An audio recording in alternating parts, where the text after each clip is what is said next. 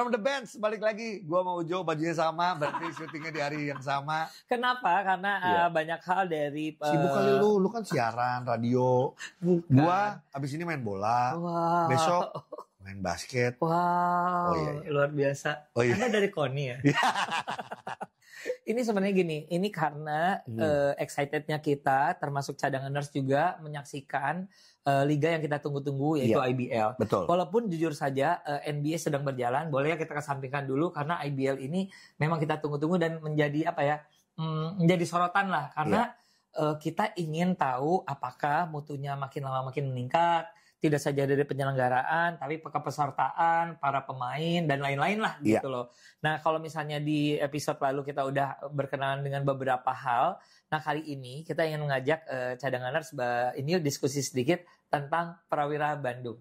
Oke, walaupun nggak kita banyak nih yang akan kita obrolin, ini nyambung yang kemarin. Prawira Bandung itu adalah tim idola kami. Iya, tapi dari awal emang udah diprediksi bahwa di musim ini kayaknya ada masalah. Nggak tough ya? Iya, ada pemain dilepas, terus juga ada mungkin ada internal dan lain-lain gitu ya. Jujur saja kalau misalnya banyak sekali cadanganers yang masuk DM ke kita juga mempertanyakan itu kenapa sih Prawira gini? Jujur saja kita tidak tahu, tapi jujur tahu. Enggak. Tahu, cuma nggak mau ngomong. Ngomong kalau gitu. Enggak, lu dong. Ya enggak, tapi jujur kita nggak tahunya adalah apakah ini sama kasusnya sedikit banyak dengan klub-klub yang memiliki cabang lain. Itu misalnya gini. Jadi konsentrasinya atau keseriusannya dipertanyakan. Iya. Contoh, Prawira yang ngurusnya juga nggak jauh dari yang ngurus Persib. Betul. Ya. Kita ngomong ini kenapa? Karena apa yang terjadi pada Bali mungkin bisa sama. Betul. Ya, Bali United itu ada klub sepak bolanya, ada klub basketnya. Nah, pendanaan ini kan bisa jadi permasalahan. Bisa. Apakah ini dananya satu terus dibagi dua nanti ada porsinya, atau dananya sendiri-sendiri? Kalau sendiri-sendiri keren. Iya. Tapi kalau misalnya dananya satu terus diporsi-porsiin apalagi keluar di bola kan duitnya gede gitu. Makanya gitu. Ya, cuman akhirnya Prawira udah bermain 2 game di kandang, 1 kali kalah, 1 kali menang. Lawan SM pun sebenarnya sempat kalah lumayan jauh ya, sempat tertinggal jauh. Akhirnya nyusul ya. Iya, jadi gue ingat ya, karena gue waktu itu dalam perjalanan menuju ke Gor GBK, janjian sama Ogi mau nonton PJ lawan Dewa. Terus di perjalanan gue nonton tuh pertandingan sebelumnya, yaitu adalah SM melawan Prawira. Prawira ngadainnya di Bandung. Nah, yang gue lihat adalah di quarter 3 gue sempat bilang nih di kayaknya di IG-nya ini deh, IG-nya Prawira. Duh, Prawira. Oh, lu cuman gitu. Aku hanya bilang gitu. Kenapa? Karena di awal-awal sangat tidak meyakinkan. Jujur saja siapapun itu pemainnya kayak masih belum ada kesamaan visi, mau mainnya kayak gimana atau enggak. Kalau dulu kan kita melihat kalaupun tidak tajam menyerang tapi bagus di defense. Nah, jujur aja kalau gue baru lihat nih pemain-pemain asing dan lain-lain, ada yang bagus, ada yang semi bagus, ada yang B aja gitu loh. Nah, tapi masalah chemistry jadi permasalahan Gi kalau menurut gue. Dengan pemain yang ada ya. Yang baru lah ya gitu ya. Dengan pemain-pemain yang baru gitu loh. Iya. Dan pertanyaannya adalah memang Yuda belum balik ke Yuda yang dulu sih di 2 game ini. Nah, makanya belum balik tuh kadang-kadang kita pusing ya. Nanti ya ini kan bisa aja ngomong, habis nikah. Enggak, kemarin pas lagi sparring aja udah bagus kok gitu ya. Cuman di sparring bagus. Iya. Di sparring sih keren. Nah, gitu. Kalau gue lagi membahasnya dulu gini, Prawira Family atau fansnya Bandung, bener nggak gornya tidak seramai biasa? Kosong Gi, yang kedua apa lagi? Yang kedua ya lawan BPJ. Cuman gue sempat nanya juga ngelawan SM, katanya ada yang bilang, cuman karena gue nggak lihat langsung ya, jadi cuma bilang ada nggak terlalu ramai, ada yang bilang gitu. Ya, ini justru ini yang rada aneh karena selalu yang kita selalu banggakan, termasuk orang-orang pada pengen ke Bandung itu karena suasana menyeramkan dari Gor Cetra Arena. Nah, kalau menurut gue adalah apakah ini pertanyaan yang belum langsung kita bisa jawab. Silakan dijawab juga dan kita diskusi ya cadanganers ya. Apakah loyalitas para Prawira Family atau kecintaan ini mulai luntur dengan berubahnya formasi atau yang biasanya yang mereka pemain dicintainya pada cabut gitu loh. Contoh, yang ini kan belum dicintai, belum terlalu dicintai gitu loh. Contoh ya, yang terakhir keluar atau yang terakhir dicintai. Tapi gini, hate but you love it gitu, love him gitu loh. Brandon Francis.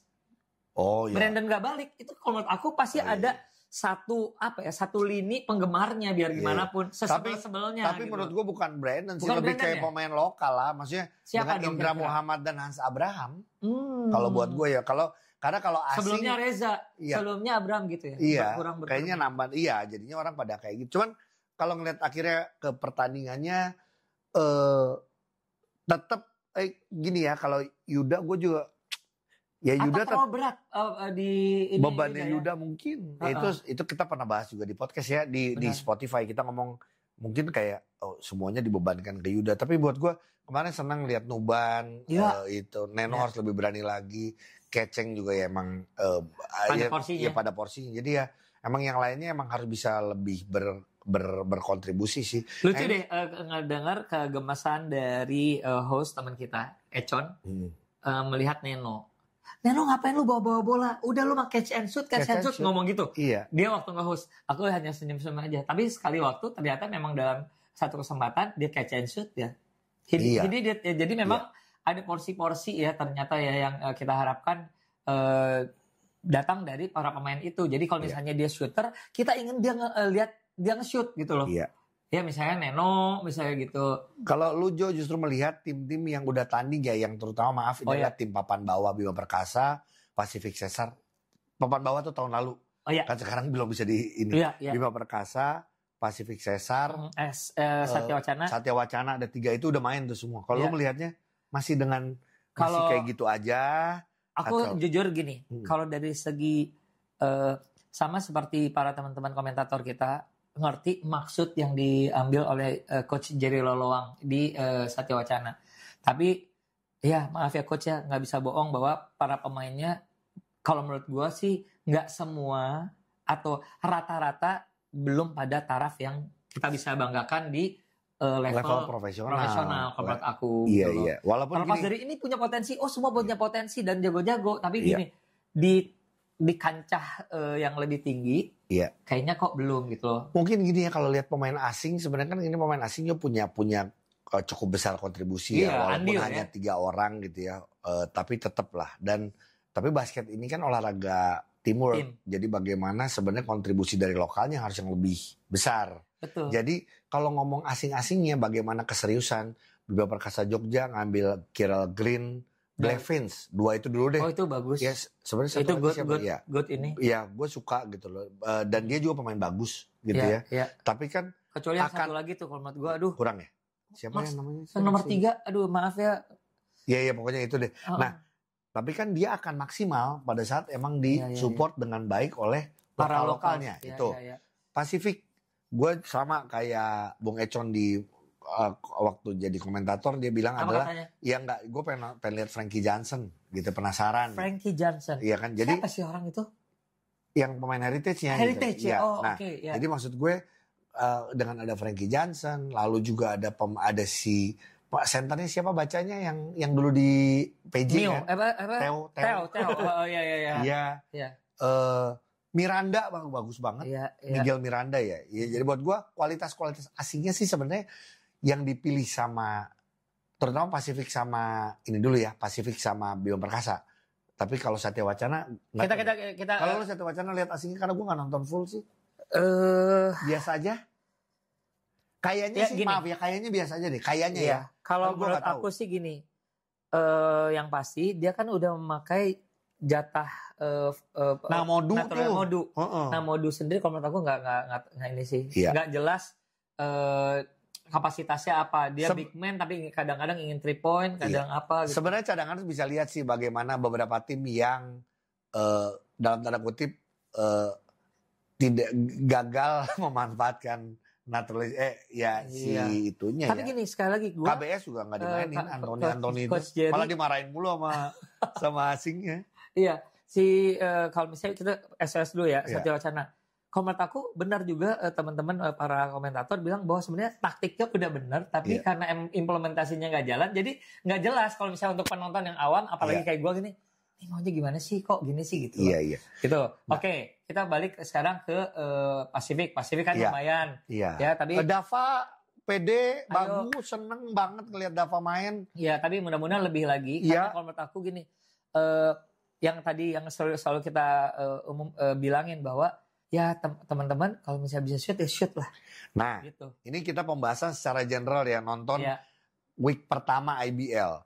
Adalah gini, lokal kalau di yang kemarin kita sering bilang juga, lokal tugasnya defense, shoot gitu ya. iya, Terutama ya, maksud gua apalagi yang size-nya tidak terlalu besar. iya, Berarti akurasinya harus bagus. Nah, Iya.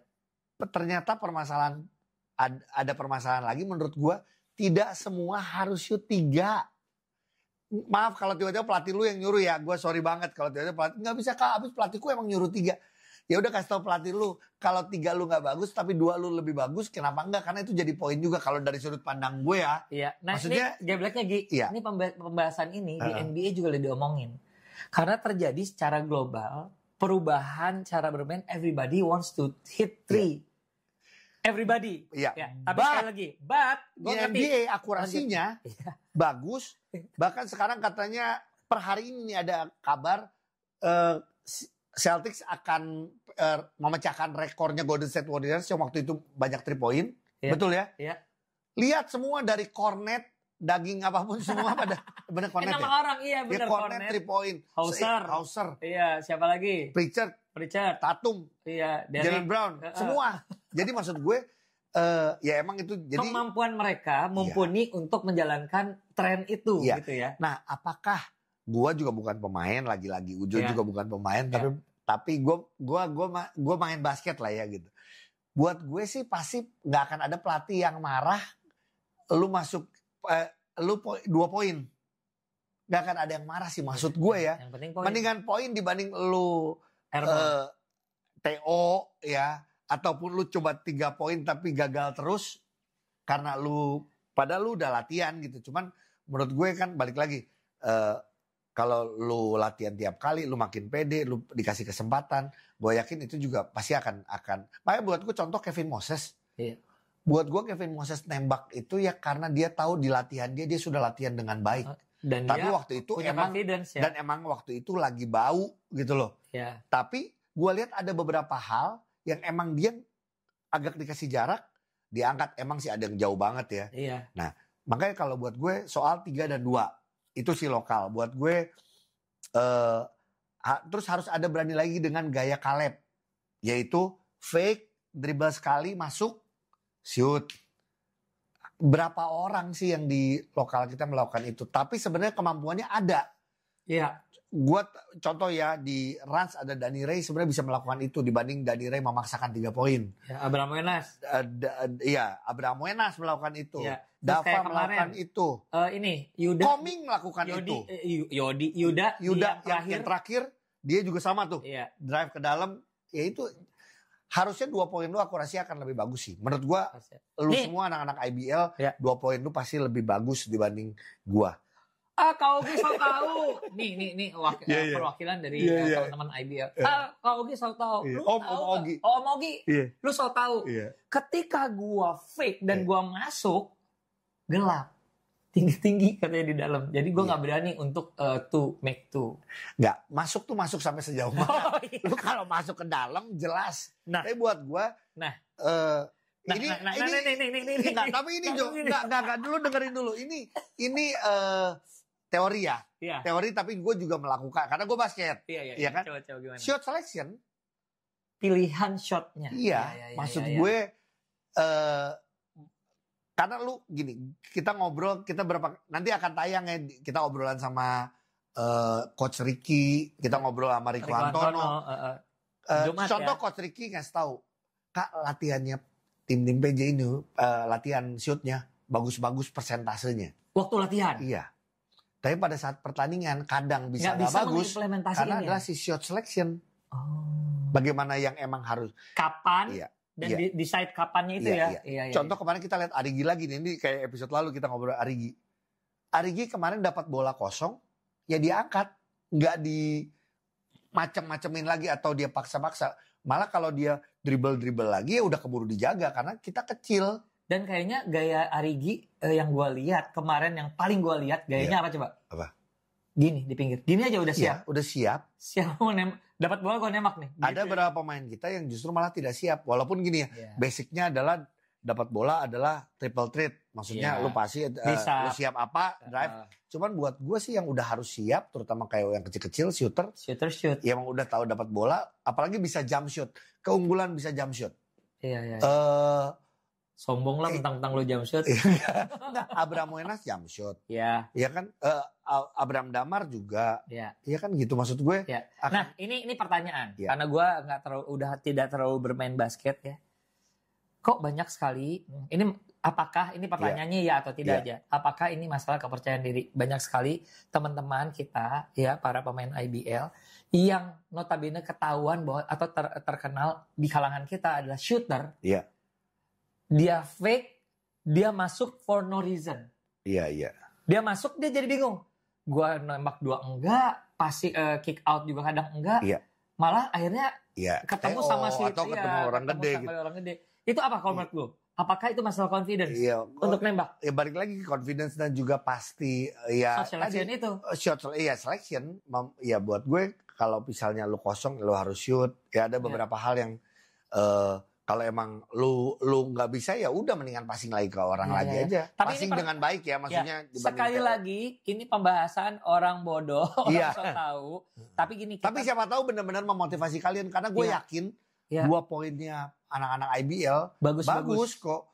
Bahkan harusnya juga ya yang jago 3 point pun sebenarnya 2 poinnya sih pasti lebih bagus. Menurut gue kayak Stephen Curry ya 2 poin sama 3 poin sama free throw, buktinya free throw juga bagus. Karena lu nggak mungkin bisa 3 poinnya bagus kalau 2 poin sama free throw-nya juga jelek.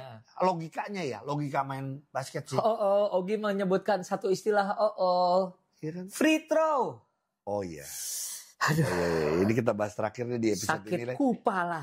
Iya. Ya maksudnya. Baru week pertama ya. Ya baru 2 hari. Tapi kita dulu juga gitu waktu tahun lalu kita belum di visual di Spotify. Kita juga ngomong, aduh gila free throw-nya IBL parah minggu pertama. Tutup minggu kedua, minggu ketiga. Dan ternyata menjadi identitas. Jadi identitas. Ya maaf ya teman-teman, kalau menurut aku. Tapi gue juga kemarin free throw 2 kali gak masuk. Iya, enggak. Baru. Begini, main sama ternyata ada juga yang mempertanyakan, kenapa sih ini pada gak masuk gini-gini. Kalau di dalam pertandingan ada hal-hal lain yang merupakan pressure untuk para shooter. Iya. Tahu. Tapi pada dasarnya gini, kalau menurut gue di tingkatan yang profesional, kayaknya harusnya persentase itu dipikirkan. Iya. Persentase free throw itu sangat menentukan kemenangan. Kalau bisa, benar nggak sih? Iya. Banyak sekali kalau misalnya dihitung, kalau misalnya free throw-nya masuk terus menang nih tim. Misalnya kan banyak ya kejadian pertandingan kayak gitu kan. Iya. Nah mudah-mudahan ini tidak terjadi lagi di lanjutan IBL 2025 ini. Iya. Betul. Dan gue sama Ujo dari kita 4 tahun punya podcast pemain cadangan di Spotify audio. Sekarang kita mencoba terus ke visual. Dan ini pun sebenarnya gini, tahu nggak obrolan kita ini memang kita so tahu dan kadang kita diskusikan dengan pemainnya. Iya, kita sampaikan dan gini kita ngobrolin sama pemainnya. Apa sih, apa rasanya? Jadi gini, kita tahu bahwa gini ada pressure di mana di tengah lapang itu beda dengan ketika berlatih. Kita mengerti, sangat mengerti. Iya. Tapi sebenarnya kalau misalnya kita tarik sedikit, kita sebagai pemain cadangan atau penonton, kita punya pengharapan lebih. Ada ekspektasi. Karena ada ekspektasi karena mereka pemainnya. Ada alasan kita ngomong kayak gini tuh ada alasan lah. Karena mereka pemain profesionalnya gitu loh. Sebenarnya kalau netizen atau cadanganers yang dalam tanda kutip bego itu adalah cuma ngomong gini, ya gantian deh lu yang main. Itu paling gampang, bukan masalah itunya.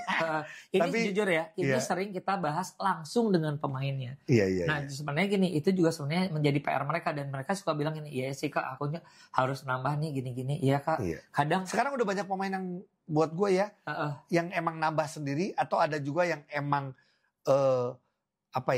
atmosfer di timnya emang sudah banyak. Beberapa yang nambah sendiri menurut gue bagus sih. Betul. Dan itu tinggal sekali lagi obrolan panjang ini nggak mendiskreditkan dan nggak bilang ini parah, tapi gini, kita hanya tidak ingin hal-hal yang tadi kita omongin berlanjut. Ya, sebenarnya nyambung nanti kalau pada saat lu udah berani ngambil keputusan, terus shoot 2 poin lu bagus. Menurut gue nanti juga yang masuk ke timnas pasti efek kok kalau menurut gue ya. Setuju. Ini baru awal sih, cuman nggak akan ada yang bagus. Nggak, sebenarnya buat gue gini. Justru karena banyak. Ada beberapa pemain-pemain yang emang sudah melakukan. Kemarin gue senang Koming. Tadi kita udah ngomong, atau episode lalu kita ngomong juga Abraham Wenas, kita ngomong bagus. Dava Devulo kita ngomong bagus. Abraham Damar Grahita jelas. Kita juga kalau ngomong per person ya. Terus tadi siapa lagi yang kita ya baru nama itu sih kali ya. Iya baru nama itu sih. Yang lainnya banyak pemain asing sih yang bagus gitu loh. Iya kita menunggu nih pemain-pemain apalagi kayak Afin. Afin kenapa ya tapi kemarin dapat kesempatannya sedikit masih sedikit dan kayak belum tapi ini game pertama tapi kepedean dia shoot gue tetap seneng. Iya walaupun kemarin dia Iya cuma satu yang gue langsung teleponan sama Ujo lagi nih. Gak apa-apa. Sama, iya, tapi namanya juga kan dia buat decision ya. Tapi ya itu benar. Afin itu pede. Bagus gue senang. Tapi pada saat dia emang harus shoot di depan pandu. Ya benar apa yang kata si komentator bilang. Ya tetap harus mikir juga gitu loh. Gitu loh ngerti gak yang kayak gitunya. Karena kepedeannya. Tapi gue tuh kayak. Gue lebih senang over pede untuk saat ini. Dibanding banyak sekali pemain-pemain kita yang tidak punya keberanian. Atau mungkin juga ada yang udah pede Jo. Tapi ya kesempatannya belum dikasih sama pelatih. Ayo dan ini mudah-mudahan juga jadi pembahasan kita, diskusi kita para pelatih juga. Bahwa sebenarnya tidak saja rotasi. Ogi bacot anjing. Tidak saja rotasi. Tapi berani mengevaluasi lebih awal pemain-pemain impor kita. Pemain impor kita tuh diimpor karena mereka pasti harus lebih dari pemain kita, pemain lokal. Kalau misalnya nggak impact, kita belum ngomong Borneo sedikit. Kuos kebanyakan bawa bola, padahal lihat Ragil udah siap di pojok, Hans Abraham udah siap pojok, tapi pasti coach belum percaya. Mael apakah melihat bener ya? Enggak, ya itu. Ya belum percaya. Iya belum, nggak jalan sistemnya. Coach, malah gue tuh gini loh di rumah. Nggak ada yang ngasih loh. Ya nggak ada kalau lu di rumah. Di rumah. Kecuali kirim makanan. Sekali lagi mudah-mudahan obrolan kayak gini terus berlangsung. Silakan berikan komen sebanyak-banyaknya, share. Karena inget ini adalah suara dari kami berdua aja.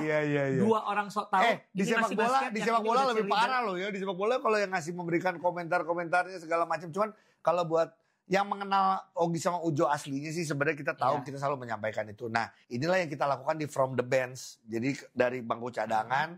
Banyak ngobrol. Banyak kita nonton live streaming, kita datang ke lapangan untuk bisa lihat itu. Semoga game-game berikutnya kan ada Tangerang Hawks yang akan main. Yes, let's go.